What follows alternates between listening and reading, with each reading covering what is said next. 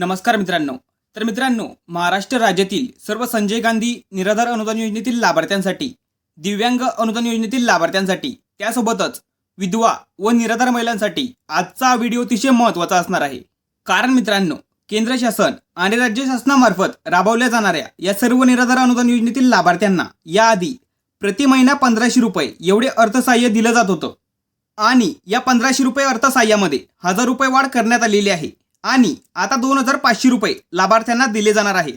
पण ही 2500 रुपये जी अनुदानामध्ये वाढ झालेली आहे ती वाढ सर्व लाभार्थ्यांसाठी झालेली नाहीये, तर फक्त दिव्यांग लाभार्थ्यांच्या अनुदानामध्ये ही वाढ झालेली आहे आणि फक्त दिव्यांग लाभार्थ्यांनाच हे वाढीव अनुदान 2500 रुपये मिळणार आहे. तर या अनुदान वाढीमागे महत्त्वाची भूमिका बजावणारे आपले बच्चूभाऊ कडू आणि बच्चूभाऊ कडू यांच्या आंदोलनामुळेच हे शक्य झालेलं आहे आणि दिव्यांग लाभार्थ्यांच्या अनुदानामध्ये वाढ झालेली आहे. पण संघर्ष अजून संपलेला नाही आणि 6000 रुपये अनुदान वाढीसाठी लढा सुरूच राहणार आहे, अशी माहिती बच्चूभाऊ कडू यांनी त्यांच्या ट्विटर अकाउंट आणि फेसबुक पेजवरती दिलेली आहे. तर या 2500 रुपये अनुदान वाढीबद्दल बच्चूभाऊ कडू यांचं नेमकं मत काय आहे ते थोडक्यात समजून घेऊयात. तर दिव्यांग मानधन आता 1500 रुपये ते 2500 रुपये, पण ध्येय अजून बाकी. केंद्राकडून दिव्यांगांसाठी मानधन वाढ हवी. सरकारचे आभार, पण संघर्ष अजून संपलेला नाही.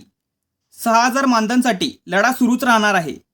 तर दिव्यांग लाभार्थ्यांच्या मानधनामध्ये जी 1000 रुपयांची वाढ झालेली आहे याबद्दल बच्चूभाऊ कडू यांनी सरकारचे आभार मानले आहेत.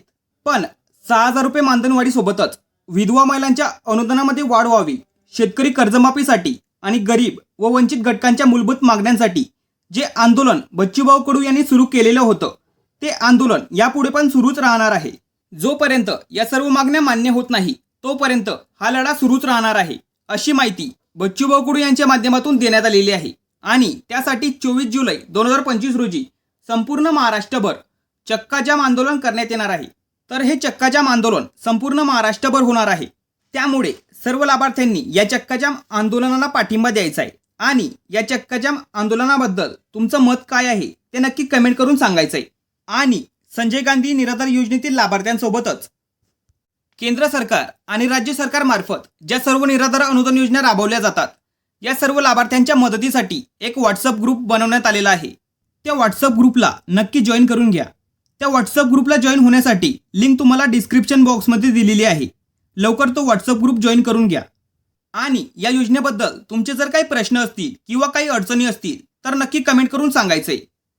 तर अशा पद्धतीने राज्यातील सर्व संजय गांधी निराधार अनुदान योजनेतील लाभार्थ्यांसाठी, त्यासोबतच दिव्यांग अनुदान योजनेतील लाभार्थ्यांसाठी आणि विधवा व निराधार महिलांसाठी ही होती एक महत्त्वाची अपडेट.